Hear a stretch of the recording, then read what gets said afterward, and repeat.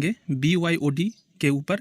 तो आप सबको पता ही है BYOD का मतलब होता है ब्रिंग योर ओन डिवाइस, यानी कि आपका खुद का डिवाइस यूज़ कीजिए डिपार्टमेंट के कामकाज के लिए। तो BYOD ऐसा नहीं है कि आज चालू हो रहा है, इससे पहले से ही चालू है। लेकिन दोस्तों एक नया नोटिस जारी हुआ है और इसके मदद से BYOD पर बहुत सारे चेंजेस किया गया है। जैसा फास्ट तो है कि BYOD के लिए जो अलाउंस मिलता था उसको अब बढ़ा दिया गया है, कितना रुपया कर दिया गया है वीडियो में जानेंगे।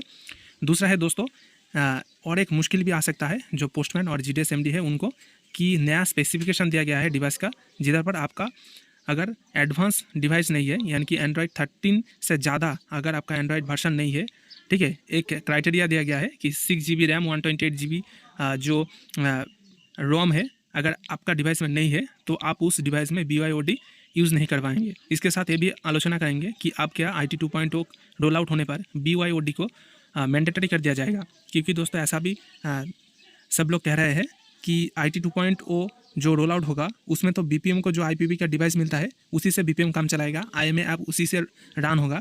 लेकिन जो पोस्टमैन और GDS MD को डिवाइस में जो IMA ऐप और भी जो सारे ऐप यूज़ करना है खासकर डिलीवरी के लिए, तो वो सारे ऐप किस डिवाइस में इंस्टॉल किया जाएगा, उसके खुद के मोबाइल में या फिर IPv से कोई और डिवाइस दिया जाएगा।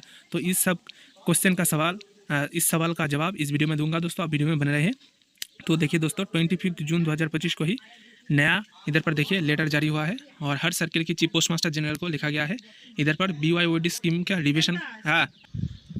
तो देखिए दोस्तों इधर पर साफ साफ कहा गया है कि IT 2.0 मॉडर्नाइजेशन प्रोजेक्ट के लिए जो IMA ऐप यूज़ करना होगा वो BYOD डिवाइस में पोस्टमैन और MD जो है वो यूज़ करेगा।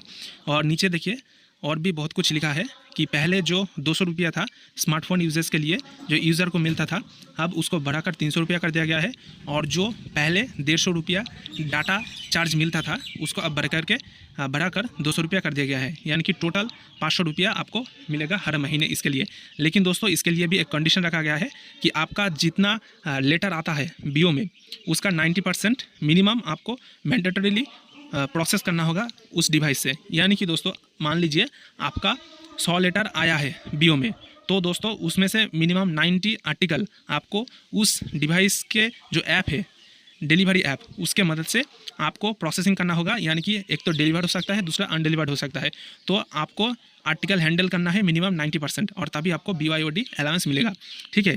और नीचे देखिए सब कुछ दिया गया है इंस्ट्रक्शन, आप डिटेल्स में पढ़ सकते हैं। मैं ऑलरेडी टेलीग्राम चैनल पर इसको शेयर कर चुका हूँ दोस्तों, ठीक है। और भी कई सारे ऑप्शन दिया गया है जो GDS के लिए दोस्तों थोड़ा परेशानी खड़ा कर सकता है, ठीक है। तो इधर पर देखिए कहा गया है कि BPM के लिए तो IMA ऐप मिलेगा और जो IMA ऐप यूज़ करना होगा वो डिपार्टमेंटल मोबाइल में यूज़ करना है। लेकिन MD और पोस्टमैन के लिए ऐसा कोई भी ऑप्शन नहीं दिया गया है कि IPv से डिवाइस दिया जाएगा, उनका खुद का मोबाइल में ही BYOD से काम चलाना होगा, ठीक है। और दोस्तों इधर पर देखिए आपका जो डिवाइस है वो 3 साल से पुराना नहीं होना चाहिए और टच स्क्रीन एकदम से सही होना चाहिए और DR कैमरा भी सही होना चाहिए, ठीक है। और इधर पर देखिए नीचे और भी कई सारे बात कहा गया है, ठीक है। आपका डिवाइस डैमेज नहीं होना चाहिए और ये भी कहा गया है कि BYOD अलाउंस आपको ज़रूर मिलेगा और मिले ये इंश्योर करेगा डिवीज़न और सर्किल, ठीक है। किसी का BYOD अलाउंस पेंडिंग नहीं रहेगा। और नीचे आपको आना है और भी नीचे, ठीक है। तो इधर पर कॉन्सेंट फॉर्म जो है आपसे लिया जाएगा, उसके बाद आपका डिवाइस का IMEI नंबर और जो भी सारे देखिए मैन्युफैक्चर का name, serial number, MAC address, ये सब कुछ आपसे लिया जाएगा। और उसके बाद आपका डिवाइस को रजिस्टर किया जाएगा BYOD स्कीम के तहत। तो इधर पर देखिए और भी कई सारे इंस्ट्रक्शन दिया गया है। लेकिन आप नीचे अगर देखें तो यही मोस्ट इंपॉर्टेंट है और बहुत सारे GDS MD और पोस्टमैन को यही हैरान कर रहा है कि मिनिमम स्पेसिफिकेशन दिया गया है डिवाइस के लिए, स्मार्टफोन के लिए। अगर आपका स्मार्टफोन ये सारे क्राइटेरिया फुलफिल नहीं करता है तो आपका डिवाइस में आप BYOD नहीं ले सकते हैं।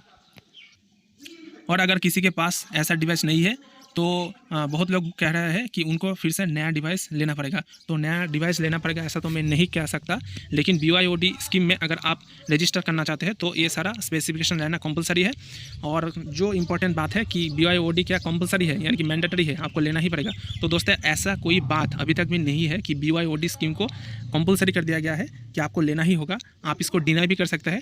आपके पास अगर ऐसा कोई डिवाइस नहीं है तो आप कह भी सकते हैं मेरे पास ऐसा डिवाइस नहीं है, मैं नहीं लेना चाहता। लेकिन दोस्तों लेकिन लेकिन डिपार्टमेंट आपको छोड़ेगा नहीं। जब तक आप ऐसा डिवाइस खरीद ना ले और आपके मोबाइल में BYOD ना यूज़ कर ले, तब तक डिपार्टमेंट आपको छोड़ेगा नहीं। कुछ भी करके डिपार्टमेंट आपको तैयार कर लेगा और आपको दोस्तों फोर्स करेगा कि आप BYOD ले लें। ठीक है, तो BYOD के लिए बहुत सारे देखिए स्पेसिफिकेशन दिया गया है। एक तो है आपका एंड्रॉयड 13 से ज़्यादा होना चाहिए। एंड्रॉयड 13 है तो भी चलेगा।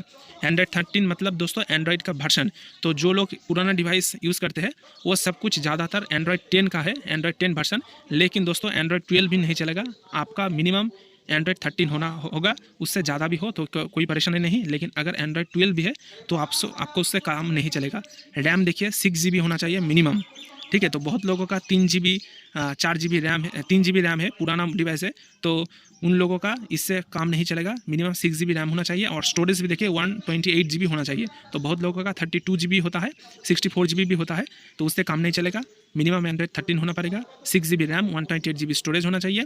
और इधर पर देखिए डिस्प्ले ये सब कुछ तो कह नहीं सकता। नीचे देखिए बैटरी का देखिए 5000 mAh।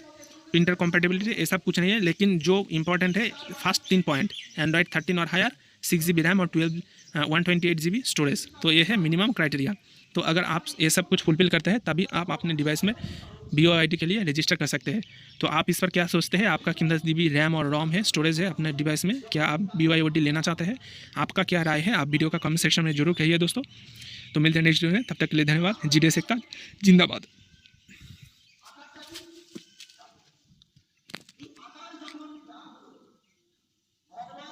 तो दोस्तों आशा करते हैं कि ये वीडियो आपके लिए हेल्पफुल रहा होगा। ऐसे और भी ढेर सारे खबर सबसे पहले पाने के लिए वीडियो को लाइक करें, ज़्यादा से ज़्यादा शेयर करें और चैनल को सब्सक्राइब करें। धन्यवाद।